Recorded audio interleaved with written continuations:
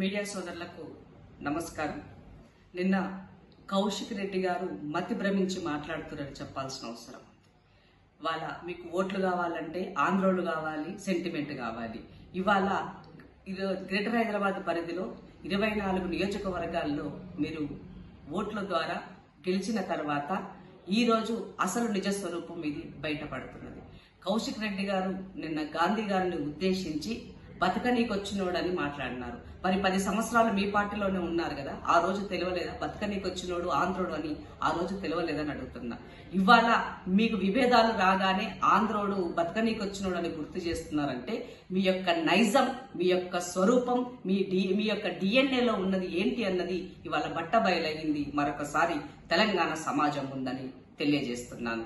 నిజంగానే కేసీఆర్ గారికి చిత్తశుద్ధి ఉంటే ఇదే కేసీఆర్ గారు టీఆర్ఎస్ పార్టీ పెట్టిన అధికారం వచ్చిన కొద్ది రోజుల్లోనే ఆయన ఆంధ్రోళ్ళకి ఇబ్బంది కలిగినట్లయితే, వాళ్ళ కాలి గోటికి ముళ్ళు గుచ్చుకున్నట్లయితే నా పంటితో తీస్తానని చెప్పిన కేసీఆర్ యొక్క వ్యాఖ్యలు మరి బీఆర్ఎస్ పార్టీ పెట్టగానే ఇవాళ అధికారం కోల్పోగానే ఇవాళ కేసీఆర్ గారి యొక్క వ్యాఖ్యలు అక్షరాల కౌశిక్ రెడ్డి నోటి నిండా వచ్చినాయి అని చెప్పాల్సిన అవసరం ఉంది.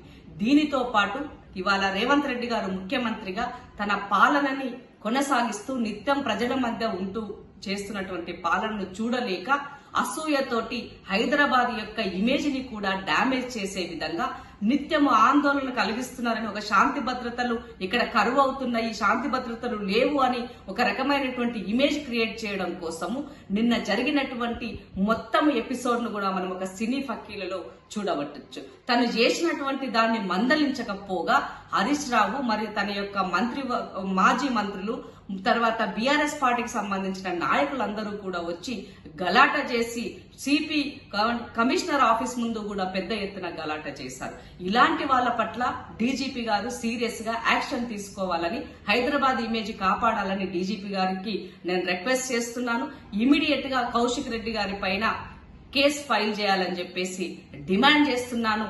కౌశిక్ రెడ్డిని నిన్న చేసినటువంటి అనుచిత వ్యాఖ్యల పట్ల మహిళలని తనదు చిన్నతనంగా చూసినటువంటి కౌశిక్ రెడ్డిని ఇమీడియట్ గా పార్టీ నుంచి సస్పెండ్ చేయాలని చెప్పేసి నేను డిమాండ్ చేస్తున్నాను.